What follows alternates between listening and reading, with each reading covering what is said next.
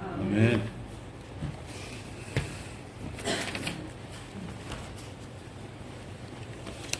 사탄에 대해서 공부하고 있습니다. 오늘은 사탄의 이름들에서 시작합니다. 이사야 14장 12절에 보면 그의 이름이 무엇이고 또 그의 이름을 통해서 그가 하는 어떠한 모습을 예상할 수 있습니다. 또 사탄의 가장 큰 특징, 그가 어떠한 자인지, 왜 하나님을 대적하게 되었는지 이사야 14장 12절과 14절까지 이 세 개 구절에 아주 명확하게 잘 나와 있습니다. 믿지 않는 사람들에게 이 구절을 들이밀면서 사탄의 존재를 얘기했을 때 이 자체를 믿지를 않죠. 그러나 그것은 그들의 생각일 뿐이고 실질적으로 이러한 사탄의 존재가 있다 하는 것입니다. 그러니까 누군가가 야 하나님이 어디 있고 뭐 마귀 그런 게 어디 있어 라고 했을 때 여러분들 사탄의 존재를 얘기할 때 우리가 에스겔서 갖고도 28장 갖고도 많이 얘기할 수 있지만 이사야 14장 12절과 14절을 통해서 그들이 믿든 안 믿든 이렇게 사탄의 이름까지 주민등록까지 또 그의 특성 개성까지 그의 사고가 무엇인지를 아주 명확하게 기재해 놓은 구절입니다. 그럼 이걸 참고하시면 좋겠죠. 오 아침의 아들 루시퍼야, 내가 어찌 하늘에서 떨어졌느냐? 민족들을 연약하게 하였던 내가 어찌 땅으로 끊어져 내렸느냐? 이러면서 13절에 네가 이렇던 자가 아니었지 않느냐라고 얘기하고 있습니다.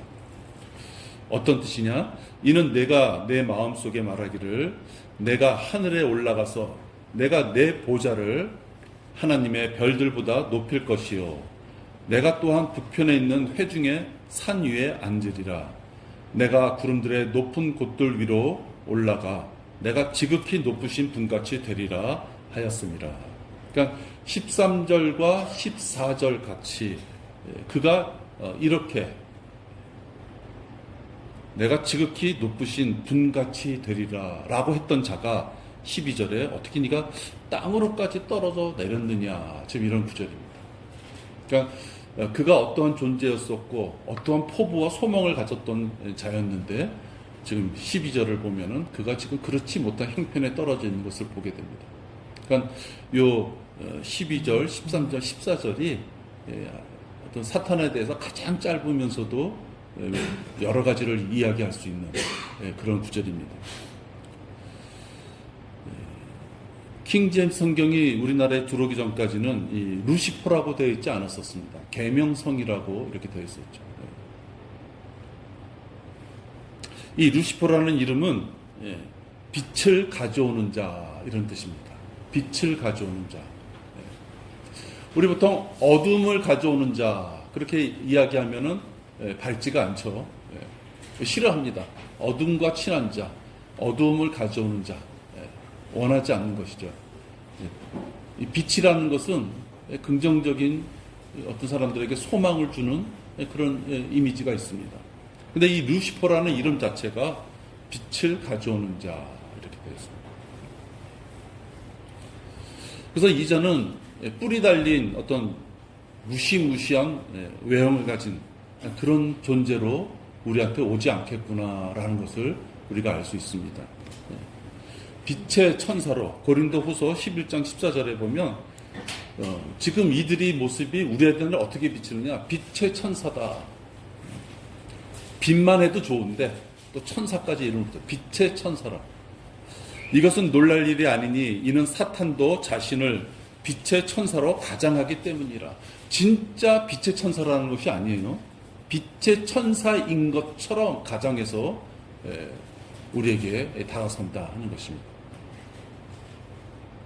그래서 그는 예수 그리스도의 모습으로도 또 성령 하나님의 모습으로도 나타날 수가 있다.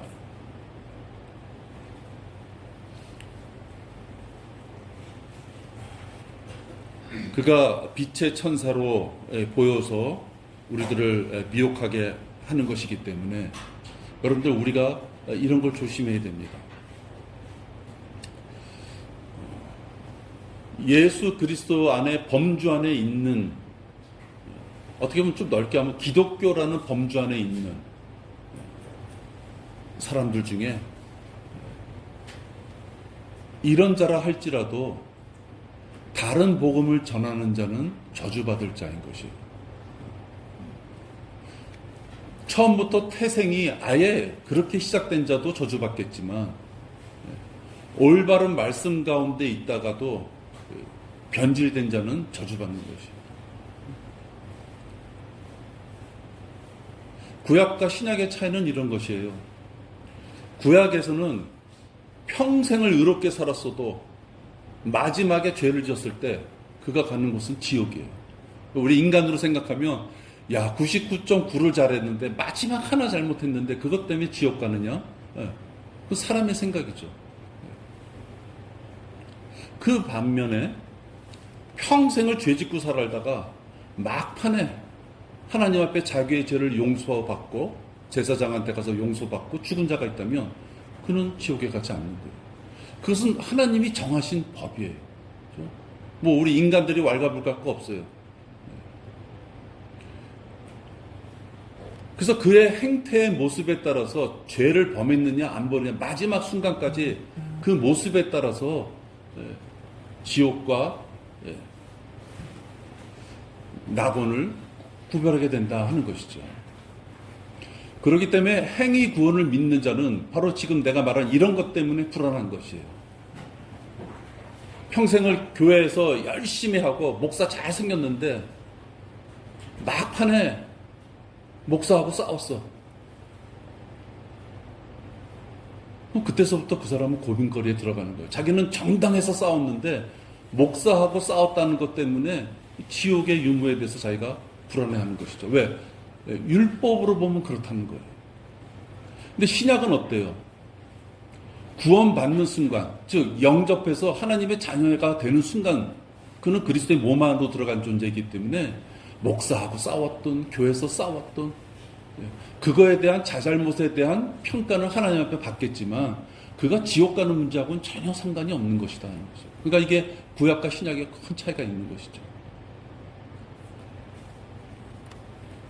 그래서 제가 지금부터 말씀드리는 이 사람들은 제가 지옥에 간다 꼭 그렇게 말씀드리고 싶은 것이 아니에요.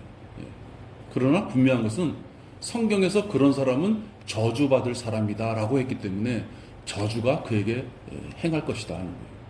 살아서의 저주인지 죽음 다음의 저주인지 그리스도의 심판석에 가서의 수치스러운 저주인지는 모르겠지만 그가 행한 그 죄값은 받아야 되기 때문에 그게 공이기 때문에 우리는 그런 사람을 조심해야 된다. 어떤 사람들이냐? 인격이 아주 훌륭한 사람들. 인격이 아주 훌륭해서 흉볼 것이 없는 사람들.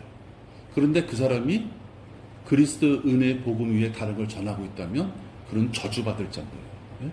저주받을 자.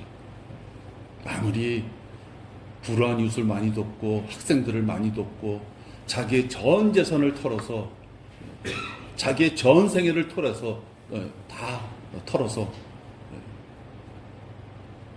어려운 환경에 있는 사람들을 도울지 몰라도 그가 혹시 우리가 알고 있는 성경적 구원론을 전하지 않고 무엇인가를 더 빼거나 넣어서 전하고 있다면 그는 저주받을 자다. 안타까운 면이 있지만 저주받을 자다. 또 선한 행위를 외형적으로 많이 하는 자들, 또 설득력 있는 설교를 아주 잘하는 자들,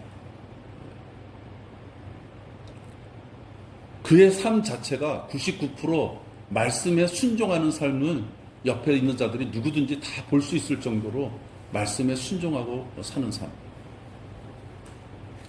혹 그가 많은 사람들 앞에 사기치는 것이 아니라 진짜 이적을 지금 이 시간에 행할 수 있는 자. 사기가 아니고 혹 성경 교리나 말씀의 전파를 위하여 하나님의 사역에 놀라운 실적을 쌓은 사람들. 여러분, 제가 지금 말씀드리는 이런 부류의 사람들은 올바른 교리 가운데 서 있는 사람이 이 길을 가기를 원하는 삶인 것이죠. 그죠? 인격도 좋고, 선한 행위도 좋고, 설득력 있는 설교도 좋고, 99% 진짜 어떤 100% 말씀에 순종하고, 그 다음에 하나님의 사역과 이런 것들에 대해서 놀라운 행적이 있는, 이적은 좀 별개죠. 그러나 이것들을 행했는데 1% 잘못된 교리를 저항하고 있다면 그자는 지옥에 갈 자다. 왜? 그가 과연 구원받았는지를 우리가 체크해 봐야 되기 때문에. 빌리 그레함이 왜 더 욕을 먹습니까? 평범한 어느 시골에 있는 목사가 갑자기 예수님만이 구원에 있다가 어느 날 갑자기 교황청, 카톨릭에도 구원이 있습니다 얘기했으면 그런 얘기 했는지 안 했는지 알지도 못하죠. 그죠? 근데 빌리 그레함처럼 전 세계적으로 부흥의 불길을 잃었던 자가 어느 순간에 교황을 칭송하고 카톨릭에도 구원이 있다라고 했을 때 그를 믿는 그의 인격, 그의 설교를 믿는 수많은 사람들이 쫓아가기 때문에 수많은 사람들을 데리고 지옥에 간 자다. 그러니까 자기 혼자 지옥에 간 자가 아니라 아무것도 모르는 무지한 자들을 전부 이끌고 지옥으로 끌고 간 자라면 그가 과연 구원받았을까?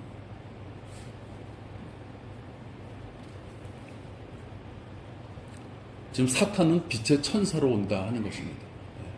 사탄은 수많은 사람들이 구원 못 받기를 원하고 또 사탄은 수많은 사람들이 구원받았어도 마치 구원받은지를 알지 못하게끔 그죠? 이 땅을 살 때 구원받은 자녀로서의 자기 신분을 알지 못하게끔 미혹해서 평생을 마귀의 종처럼 하나님의 자녀임에도 불구하고 마귀의 종처럼 살게끔 하다가 하나님의 징계받기를 만들어버리고 싶은 바로 그런 존재이기 때문에 빛의 천사로 온다 하는 것이에요.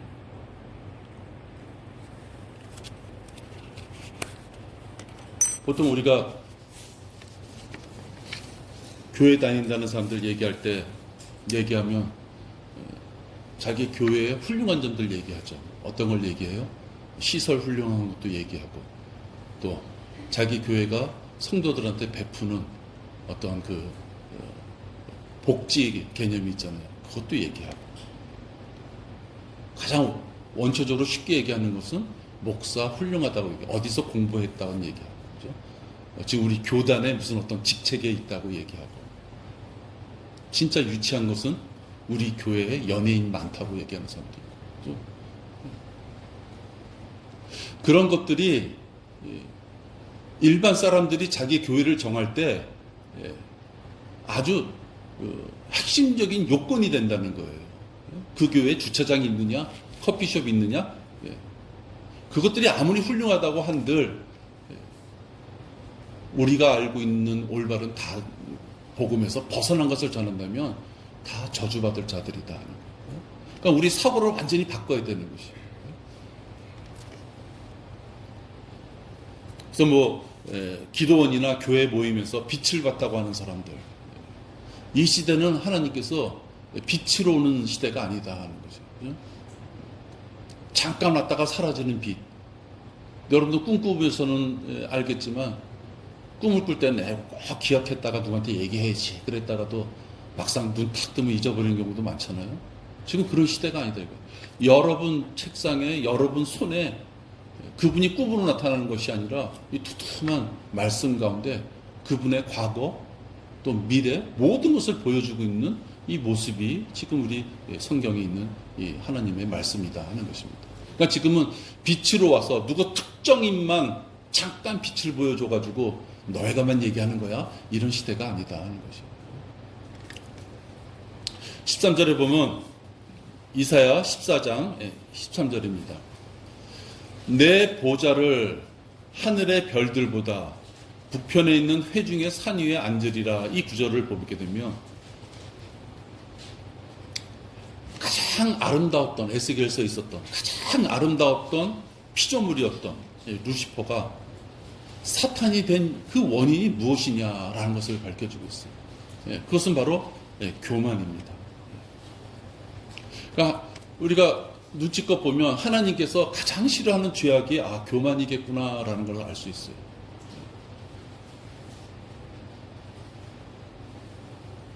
말로 표현할 수 없을 정도로 루시퍼는 하나님께서 창조하실 때 거의 완벽한 존재로, 완벽한 아름다움을, 그죠?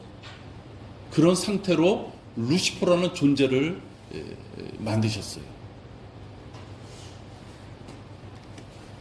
그런 그가 하나님을 대적하게 된 것은 자기의 좀 부족한 면을 왜 채워주지 않습니까? 그것이 아니에요. 하나님으로부터 온 그 모든 것을 자기 거라고 생각한다는 것이죠. 왜 하나님께서 나에게 이렇게 완전한, 거의 퍼펙트한 모든 조건을 주셨을까? 라고 생각하면서 하나님 앞에 감사해야 되는데, 교만은 그것이 아니라 이 정도면 나도 하나님처럼 될 수 있는 존재겠구나, 이렇게 생각한다는 거예요. 하나님은 똑같은 것을 주셨는데 받아들이는 자가 겸손한 자와 교만한 자에는 엄청난 차이가 있는 것이에요. 근데 이것은 사람들의 마음판에 자기가 어느 쪽으로 쓸 거냐는 그 본인이 정하는 것이다 하는 것이에요. 그 참 무섭죠, 어떻게 보면.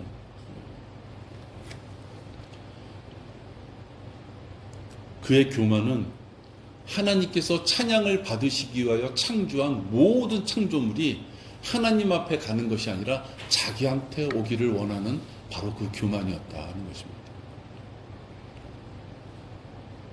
그래서 우리가 좀 생각을 해볼 게 있어요.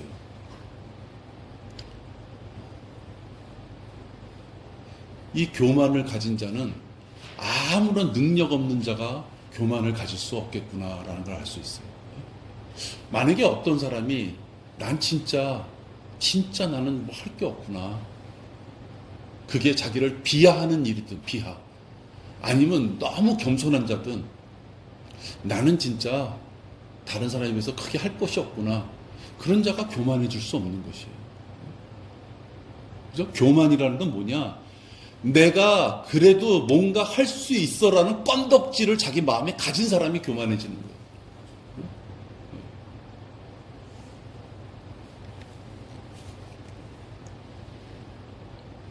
자기에게 주어진 어떤 능력이 있다. 재능이라고 해야 될까요? 그 능력. 뭐 피아노를 치든 악기를 하든 아니면 솜씨가 좋아서 기계 어떤 우리 유튜브도 하니까 어떤 뭘 좀 만질 수 있는 능력이 되든 그런 걸 전혀 할 수 없는 자가 피아노를 못 치는 자가 피아노 앞에 가서 교만 떨 수 없어요. 그죠? 한 1년 정도 배운 자가 이제 몇 년 배운 사람 앞에 가서 교만을 떨 수 있겠죠. 나에게 어떤 은사가 있는가? 은사. 우리 찬양대다.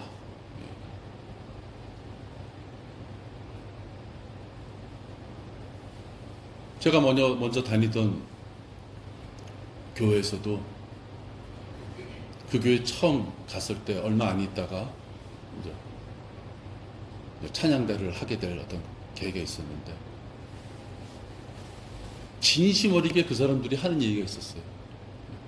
찬양대를 쓰는 자, 특히 피아노를 하거나 특히 어떤 솔로 파트를 맡는 자, 그런 자들은 마귀의 아주 밥이다. 겸손해야 된다. 마귀가 치는 자들이다. 이랬더니 그 교회 목사, 그 교회 집사, 우리는 아직 집사를 할 만한 적이 아니지만 많은 사람들 앞에서 헌신하고 자기의 은사를 발휘할 수 있는 자는 마귀의 아주 직격탄을 맞는다. 전쟁터에서도 보면 일반 병사를 위해서도 미사일을 쏠 수 있지만 러시아 전쟁 터졌을 때 러시아 어떤 사람들이 많이 죽었는지 아세요? 별잔 사람들. 전쟁터가 딱 이렇게 최전방이 있으면 뒤에서 후방에서 이렇게 작전주의 때렸던 사람들. 근데 그 사람들이 있던 벙커에 미사일이 날라올 줄 몰랐던 거죠. 일반 병사 한두 명 죽인 거와 별단 사람 죽인 거랑 틀리는 것이죠.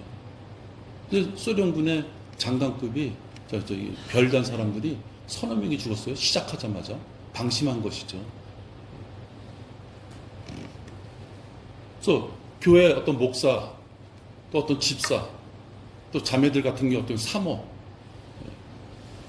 찬양대, 우리 같은 지금 유튜브 하시는 분들, 이렇게 무엇인가 할 수 있다고 생각하고 그 능력을 가지고 헌신하고 있는 자들이 왜 하나님께서 나에게 이렇게 아름다운 목소리를 주시고 왜 하나님께서 나에게 손기술을 주셨을까?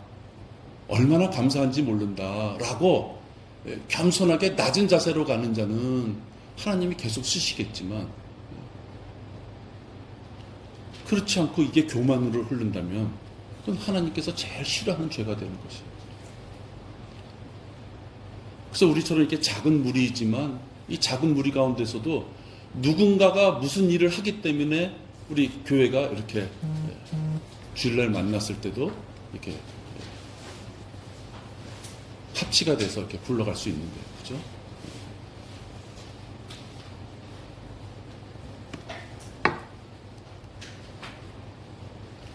하나님께서 자기에게 은사를 주시고 선하게 행위를 할 수 있는 어떤 그 멍석을 우리 교회에 주셨다면, 그래서 자기가 그 멍석 위에 올라가서 하나님을 위하여 헌신할 수 있는 어떤 그 능력과 그런 계기가 있다면 겸손한 마음으로 해야 되는 것이다. 여러분, 우리는 이렇게 교회에 있지만 어느 순간에 누군가가 휙 떠나면 떠나는 거예요. 그렇죠? 이게 지역교회의 특성이에요. 그리스도의 몸에서는 벗어날 수 없지만 지역교회의 특징은 뭐예요? 내가 갑자기 울산에 가서 살게 됐어. 그럼 울산에 가야죠. 그렇죠? 이 지역교회라는 그런 것이에요. 우리가 지역교회에 있으면서 내가 무엇인가를 할 수 있다면 그 무엇인가는 하나님 앞에 하는 것이다 하는 거예요. 저도 여러분 앞에 이렇게 있지만 내 앞길을 1분 1초를 어떻게 알아요? 그건 아무도 모르는 것이에요. 그러나 분명한 것은 이 지역교회에 내가 회원으로 있는 한 최선을 다하는 모습이 하나님께 다가서는 나의 자세다, 이런 생활을 하는 것이죠. 여러분도 마찬가지다 하는 것이에요. 루시퍼는 그렇지 못했다. 하나님이 그 놀라운 아름다움과 능력과 규모를 확정할 수 있는 그런 모든 세상의 이치를 다룰 수 있는 능력을 줬지만 그것을 하나님을 위해서 쓴 것이 아니라 자기를 위해서 쓴 것이다.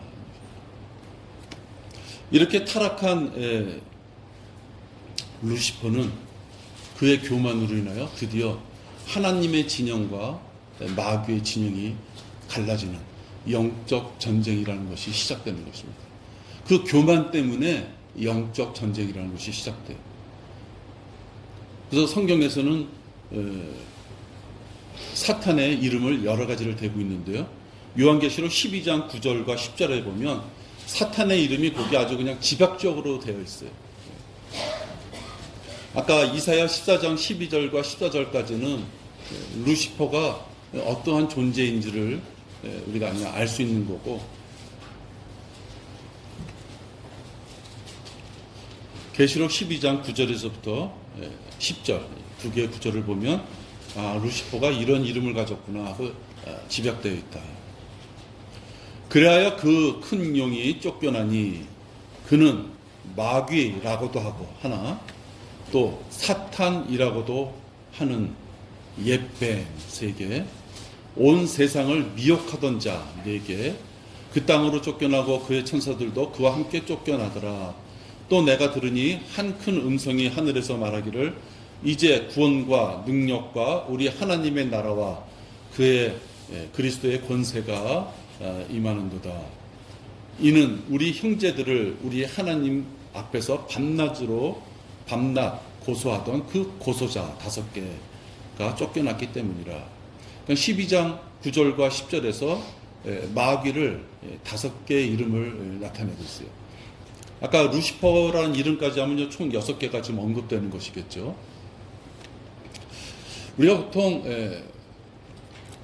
사탄과 마귀를 그냥 비슷하게 사용합니다. 그냥 정확히 말하면 사탄과 마귀의 의미가 조금 틀려요. 사탄은 대적한다 이런 뜻이에요. 대적자, 대적한다.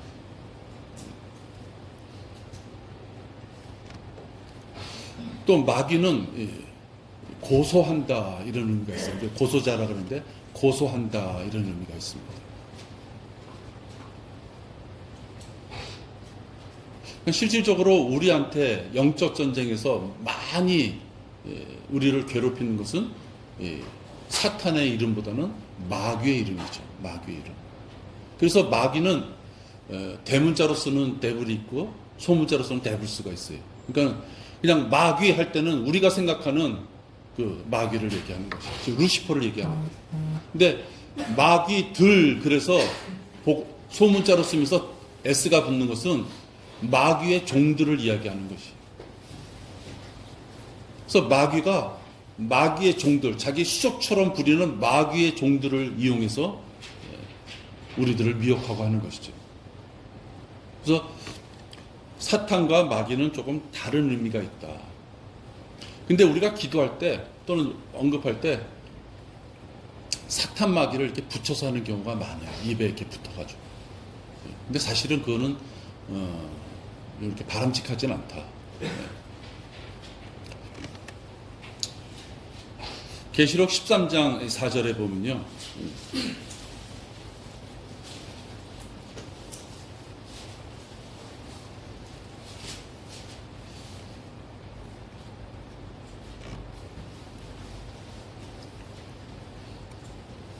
사람들이 그 짐승에게 권세를 준 용에게 경배하고.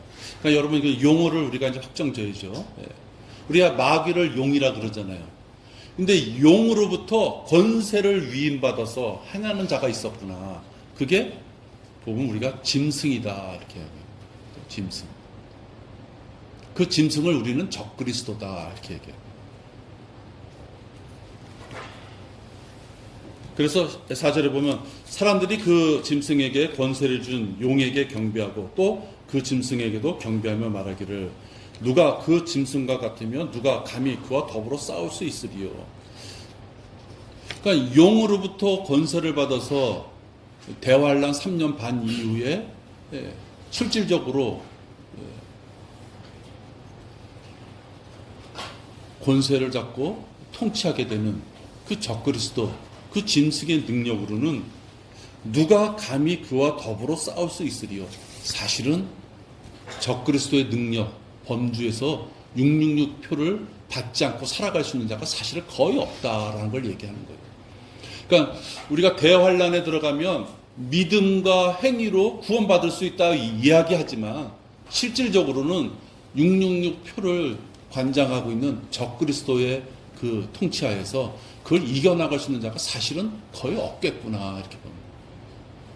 근데 우리가 천년 왕국에 들어가는 그 예레미야나 이렇게 뭐 보면은 천년 왕국에 들어가는 한 5개 부류 정도가 있어요. 그런 걸 보면 100% 구원 못 받는다는 것은 아니에요. 구원 받는 자가 있지만 사실은 그것은 너무나도 적은 숫자다. 그러니까 이스라엘 민족은 얼마나 불행한 민족이냐. 70년이란 포로 생활. 그죠? 그 다음에 지금 약 2000년에 걸쳐서 전 세계에 자기 나라를 갖지 못하고 흩어져 살아야만 되는 그들. 비록 우리는 로마서 11장 25절에 의해서 이방인의 죄가 충만할 때 우리는 올라가지만 그래서 우리는 그리스도 심판석에 가서 우리가 만나보고 싶은 그분을 만나는 시간이지만 그들은 그때서 또 뭐가 시작돼요? 대환란이 시작된다니까. 그러니까 하나님께서 선택한 민족임에도 불구하고 그들에게 내리는 죄를 보면은 아, 하나님이 싫어하시는 일은 하지 말아야 되겠구나. 그냥 상식적인 것이에요. 그러나 대개 보면 그렇게 안 하죠. 왜 안 하느냐? 당장에 나를 찌르는 칼이 들어오지 않기 때문에 그렇게 안 하는 것이에요.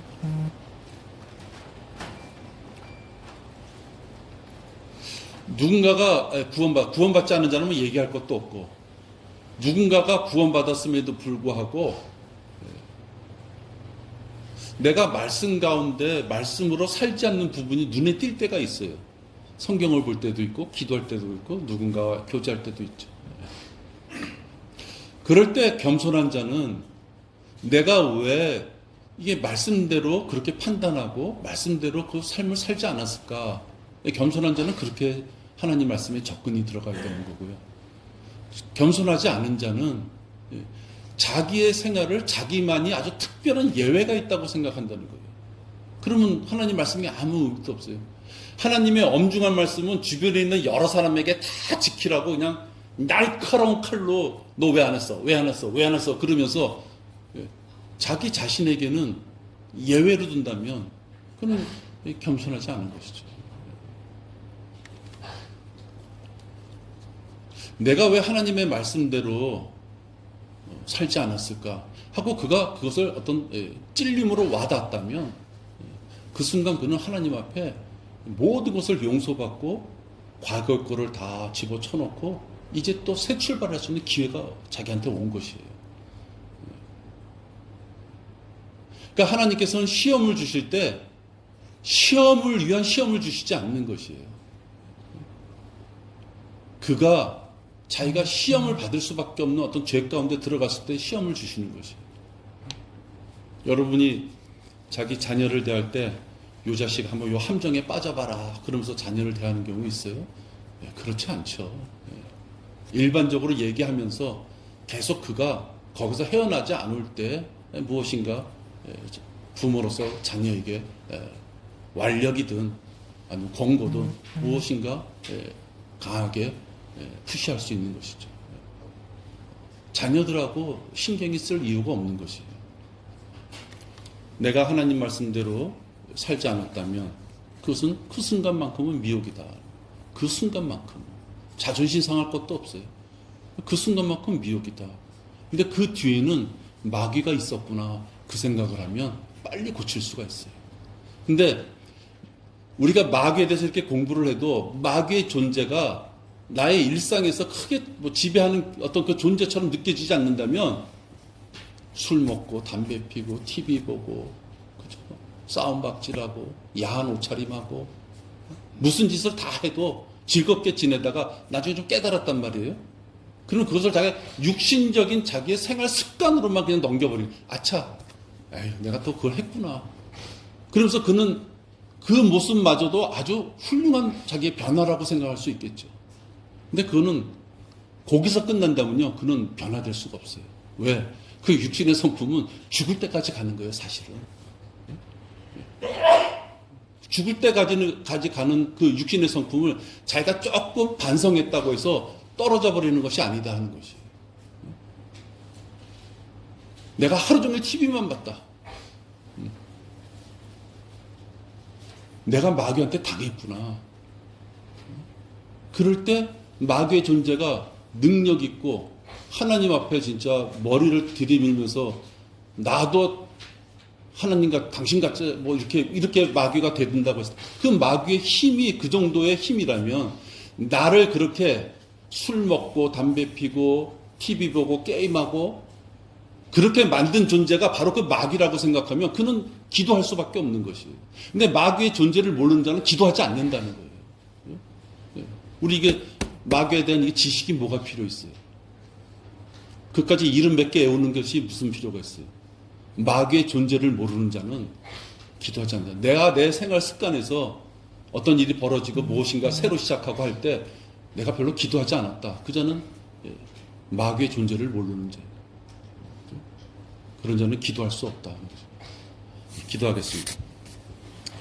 아버지 하나님, 마귀의 오늘 이름에 대해서 공부했습니다.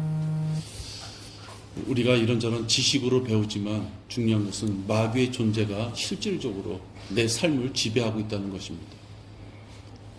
내가 허망하게도 헛된 일에 많은 시간을 썼다 할지라도 주님께서 저희들에게 경각심을 주셔서 그것이 잘못된다는 것을 알게 되었을 때 나를 그렇게 험한된 길로 가게 만든 것이 마귀라는 것을 오늘 배웠습니다.